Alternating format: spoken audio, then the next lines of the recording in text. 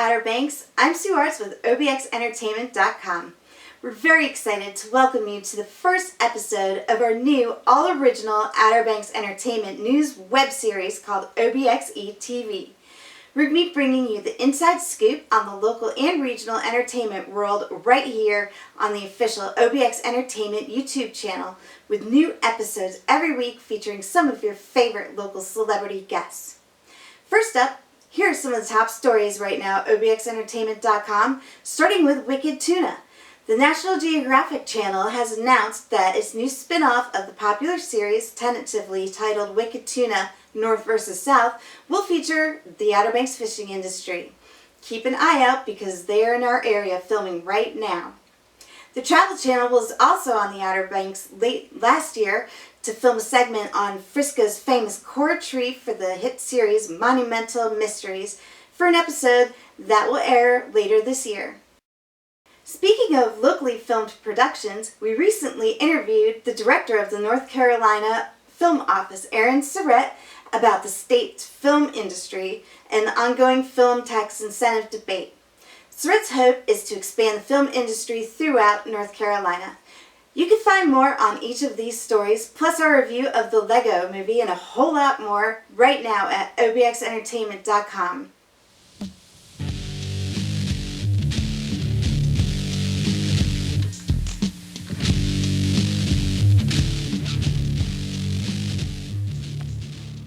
It's March in here on the Outer Banks. That means it's time for the annual Kelly's St. Patrick's Day Parade. The 2014 parade is happening Sunday, March 16th at 1 p.m. on the Beach Road in Nags Head. This year the parade is celebrating its 25th anniversary, and we are very excited to have the mastermind that started it all. Here with us today is Mr. Mike Kelly. Thank you, Sue. It's a pleasure. Thank you so much for being here. So can you tell us what it was like 25 years ago, like how you got the idea for the parade? And Yeah, 25 years ago, I didn't have this, I didn't have these, I had more of that. Okay, but no, seriously, we just started the parade. The parade really started, and this may sound sort of silly, but because I had some children and there was nothing to do on the beach. I lived in a neighborhood where there were a lot of rental houses and a lot of people, and so we put the parade together in an effort to get the natives and the locals together so they would have something to draw on. The first parade was a pretty humble little parade. It's basically the same route. It started at Nags Head Pier and came north to Driftwood Street, which is a 1.1 mile stretch. We had a pretty good, we probably had 50 or 60 units in the parade. It was not a very well attended parade. It probably had a couple thousand people over the parade route, which sounds like a lot, but it's not very much over a mile. But it was the loudest parade we've ever had because there were a lot of fire trucks, and Doug Romali, the retired fire marshal from Dare County, was one of the help assisted us. And he came from Baltimore. They had a lot of St. Patrick's Day parades, and all the fire trucks were in attendance, and they all woo woo woo. It was a loud parade, the Outer Banks. Just to give you an example, when we started the parade, there were all kinds of commercial establishments with a recreational center in Atlantis and everything where we do our staging area. All those are converted to houses now. We ended the parade at Driftwood Street at the Colony House Cinema, which is now houses now, and the cinema's over on the bypass. So all that is just an example of how so much different has changed. But it's been a great 25 years, and now the attendance is approximately about 10,000 people, and then about 1,500 people in the parade. So we have, it's the largest congregation of people on an annual basis east of I-95 in northeast of North Carolina. So we're excited, and we're excited that you give us an opportunity to stage to use here at Outer Banks Entertainment's new updated studios. This is excellent. Thank you. Thanks. Well, the Kelly St. Patrick's Day Parade is recognized as the largest St. Patrick's Day celebration in North Carolina, I believe. So yeah, we're looking forward to seeing how many people show up and all of I know it's a long parade now. And do you have, I know there's a theme every year. What's this year's theme? And Back in in the early 2000s when we had the anniversary of flight, the 100th anniversary of flight, we decided to have a theme, and we had two actors, one was Orville, one was Wilbur, that led the parade. And that went off real well. And we did that so the people would get, the local people would be reminded and get enthusiastic about the centennial flight, etc. And it worked real well. Also, the parade is sort of, you know, if you say, if you want Macy's, it's not, you're not going to see Macy's. Right. If you want Norman Rockwell, it's Norman Rockwell. It could be on a Norman Rockwell print. It's that good, in my opinion. But the thing is that everybody's Irish on St. Patrick's Day. That's no problem with that. But they would all take their old shamrocks and the stuff they had decorated on the truck, and they'd put it in the closet. They'd take it out next year. After about 5 or 6 years, the shamrocks were getting dog-eared, and there was some other things. And so we began to, after that centennial flight, having a theme or an anniversary every year. And we have some trophies and some prizes, and some of them were cash and some of them were just trophies to do with best music in the parade, some themes and things like that. So we started giving a little award away if you followed the theme to the best top 3 that are in that category. And this year we used Outer Banks Heroes. And everybody has a hero. I mean, you know, and everybody, I'm not beginning to tell you what your hero is or you know, anything, or you tell me yours, but we all can appreciate everybody else's. So my Outer Banks hero is Dennis Anderson. He's probably has done more. He used to be in Kill Double Hills with his in his shop, and he used to come by Kelly's back in the mid '80s and cash a check because he was heading out to Indianapolis to be in some big indoor arena in the middle of the winter or in the fall to do this 4-wheeler and this mud racing. And I used to say, I guess I just don't get it. I said, how in the world he's coming and cashing a check for $1,000 and you know, and I just didn't understand. Well, Dennis is the winner on that one, I can tell you that. He's done an excellent job. So we have Dennis Anderson, and of course, always leading the parade is Dennis is our Grand Marshal, is the American Legion, the VFW, and a couple others, veteran organizations. They've led the parade since the very beginning, and they used to walk the parade. Now we still have basically about half the original people that were with us 25 years ago, but they ride the parade now. Right. And so it's real good. So the theme is Outer Banks Heroes, but we're saying wear your green, but wave your red, white, and blue. So thank you. Very nice, very nice. Yeah, we're all excited about Dennis Anderson being the Grand Marshal. For sure. So, but the parade is not all that's happening this week on the Outer Banks. I know Taste of the Beach is going on, and you're involved in that. Do you have any other special events going on at Kelly's this week?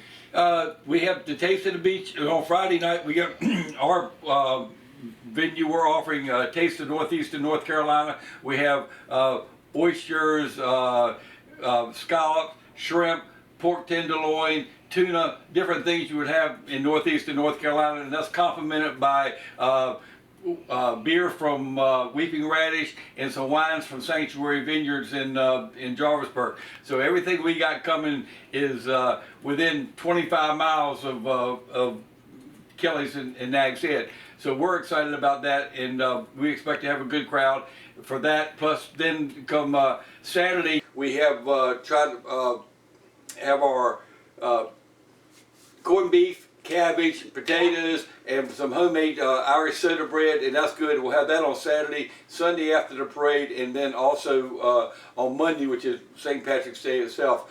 After the parade, normally we also have about 3,000 hot dogs we give away at Kelly's, so you can get your hot dog fix and do that. The parade starts at 1 o'clock, like you pointed out. It probably runs to about 3 before it's over with. We have a band inside. We have karaoke for people that want to like karaoke, and also the kids really love karaoke. Right. I mean, they just love getting up there. There'll be a whole lot of squeaky little voices having a big time, and we have a person filming it so they can see themselves, and it'll work real well. And down out back, we got another local band, The Crowd, which is probably the foremost entertainers on the Outer Banks as far as being able to do it day in and day out, and they'll be playing from 3 till about 6:30.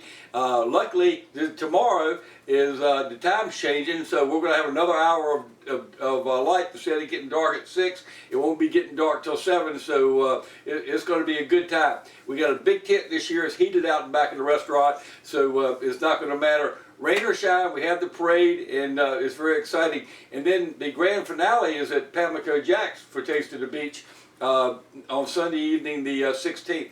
So it looks like the Outer Banks from all the way from Corolla to Hatteras is going to have a busy weekend, and very, very exciting. Yes, you must be excited because it seems like all of these other events, even Taste of the Beach has been, based on your parade, which, I mean, do you ever imagine it would be so big when you first started?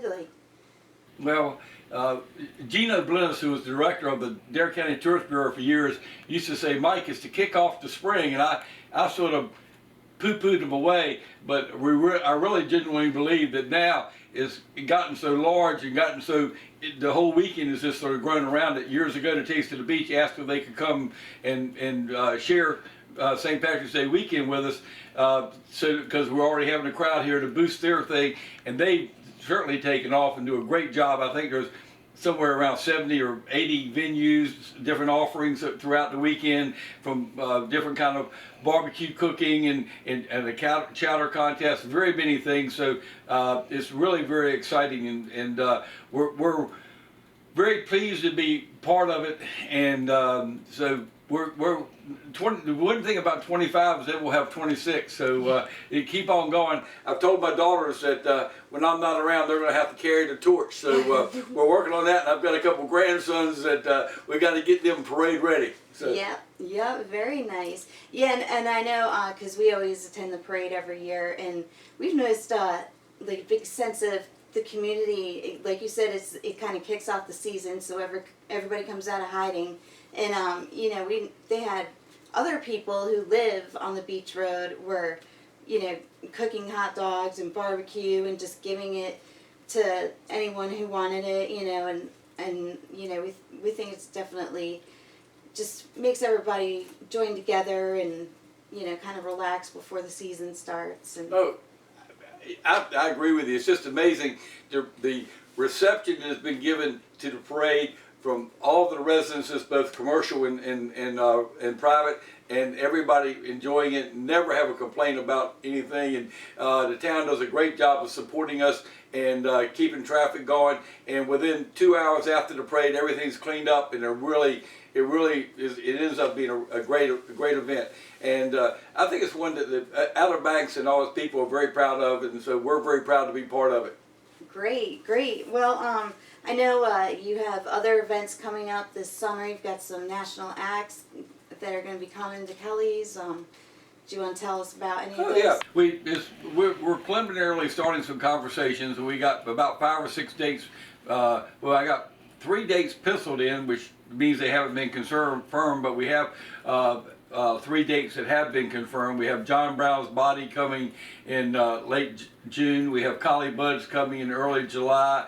And we have the Whalers coming in early mid-June also. So you can go to our website at kellysrestaurant.com and go to the events page. Our calendar is updated regularly, and any new bands, as soon as we get a confirmation, within 24 hours they're on the calendar. So you do that, or you can call Kelly's and ask us about a band.